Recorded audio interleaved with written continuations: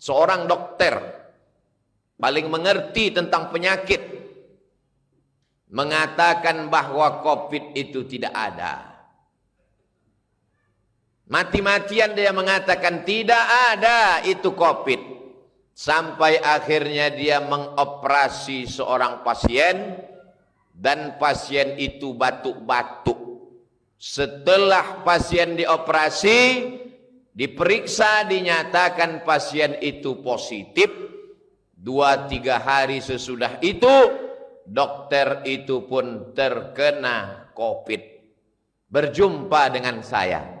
Setelah itu dia tersenyum mengatakan, ternyata COVID itu ada, Pak Ustadz. Di salah satu kota di Riau, seorang jamaah pergi periksa, dinyatakan oleh dokter bahwa dia kena COVID. Dia tak percaya, dia pergi ke Pekanbaru. Sampai di Pekanbaru dia periksa lagi. Dokter di Pekanbaru mengatakan dia negatif, tidak kena COVID. Selama ini yang dia pahami ikhtilaf itu hanya di masjid saja. Ustadz ini mengatakan bid'ah, ustadz ini mengatakan sunnah. Ternyata masalah COVID pun dokter ikhtilaf juga. Di kabupaten dia mengatakan positif, dokter Pekanbaru mengatakan negatif. Dibawanya kertas dari Pekanbaru yang mengatakan negatif, dijumpainya dokter itu, ditumbuknya, ditinjunya dokter itu. Ternyata ada juga dokter yang bermain-main supaya bertambah anggaran. Berapa banyak pasien dinyatakan COVID, setelah dibawa ke rumah diperiksa, ternyata negatif. Apa kesimpulan dari 3 cerita yang singkat ini?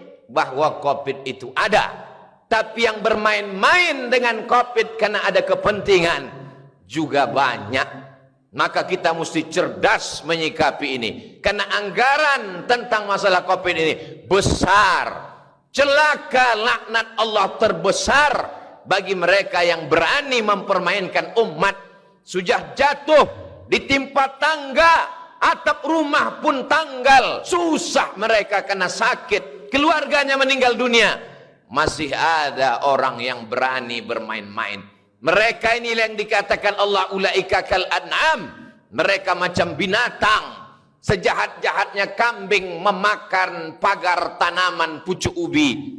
Maka hari raya Idul Adha masih bermanfaat dia, masih bisa dipotong.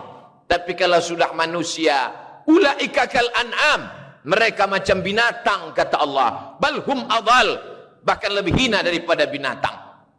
Jamaah yang sudah mulai muak dan bosan memakai masker ini bertanya, kapanlah kita agaknya berhenti pakai masker, bertutup-tutup mulut sampai sesak napas ini Pak Ustadz? Ustadz tak dapat menjawab. Dokter menjawab, insya Allah selesai vaksinasi nanti, maka kita sudah sehat semua, bisa pergi umroh lagi, bisa pergi sholat jamaah bertablik akbar mendengarkan pengajian ustadz, bisa bersilaturahim kongko-kongko, duduk-duduk minum kopi macam dulu. Yang penting mau disuntik insya Allah selesai. Tiba-tiba keluar headline, judul berita besar, sudah 2 kali vaksin tetap positif COVID. 15 Maret 2021 jpnn.com. Apa maknanya? Ternyata disuntik dia pagi, petang dia kena. Apa sebabnya? Karena virus COVID bermutasi.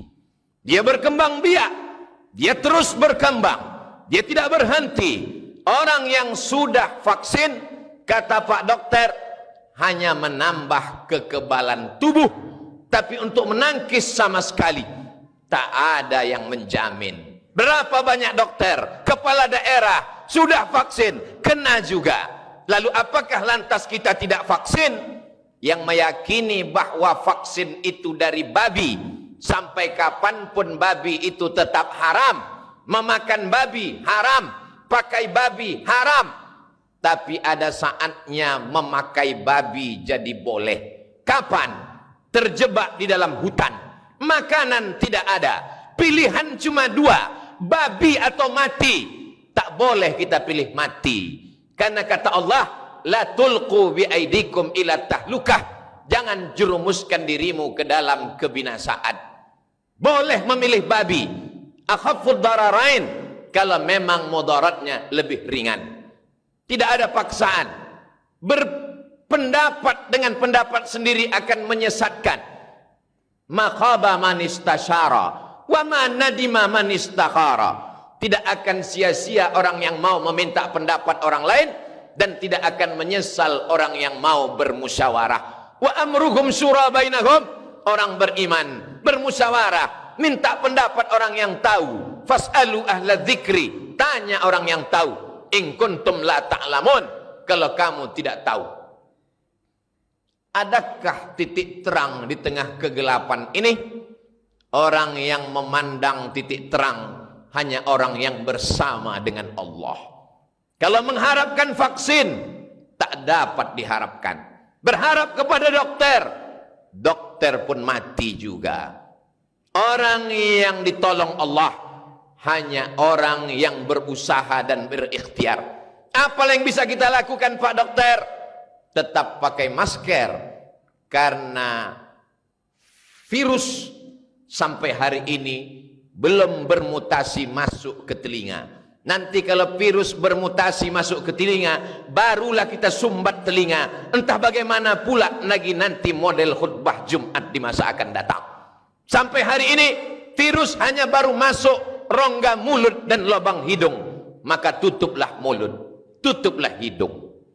Tangan bersalaman bersentuhan, kena air liur, air hidung, maka cucilah pakai hand sanitizer. Masih selamat insya Allah. Masih tetap sholat berjamaah, masih tetap jaga jarak, masih tetap menjaga diri. Tapi orang yang tidak mau ke masjid, melarang orang ke masjid, tapi di mal, di pasar dibiarkan. Di mana letak hati kecilmu? Tak malukah engkau nanti kalau berjumpa dengan Allah? Di masjid orang hanya 5-10 menit. Masbuk, lambat sampai masjid, sudah qomat. Hanya 5 menit dia di masjid. 5 jam orang duduk beramai-ramai, ketawa, cekakak cekiki, tertular penyakit. Masjid yang kau salahkan. Tak malukah engkau nanti menyebut nama Allah, menyebut Rasulullah, padahal tempat ini yang dipanggil Allah, dipanggil Rasulullah sallallahu alaihi wasallam. Tetap jaga protokol kesehatan, tapi jangan sampai meninggalkan ibadah kepada Allah subhanahu wa ta'ala. Tetap cuci tangan, tetap pakai masker, tetap jaga jarak, tetap beribadah. Seorang pasien luka kakinya, pergi ke rumah sakit, sebetulnya luka itu hanya kecil saja. Lalu Pak Dokter pun menjelaskan, karena ibu ada bibit-bibit diabetes, ini luka kecil ini nanti akan menjadi besar. Kalau luka ini sudah besar menjadi akut, menjadi parah, maka kaki akan dipotong, diamputasi. Akhirnya si pasien berpikir pagi, petang dan malam. Gula darahnya jadi naik, tekanan darahnya menjadi naik, jantung koronernya kumat, darahnya pun kumat, akhirnya bertambah-tambah penyakit dengan yang lain. Tapi yang mengerti penyakit ini juga dokter. Pak Dokter, apa yang membuat ibu itu semakin parah? Ustadz Abdul Somad, yang membuat kita semakin terpuruk adalah pikiran kita. Pikiran kita lah yang paling berbahaya. Maka Allah menjaga pikiran kita supaya tidak terlalu ketakutan, galau, ngeri, cemas. Setan menakut-nakuti kita. Maka bagaimana caranya?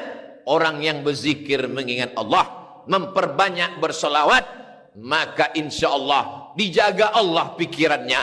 Kalau sudah pikirannya terjaga, hatinya terpelihara. Kalau sudah hatinya terpelihara, imunnya kuat. Kenapa imunnya kuat? Karena imannya kuat.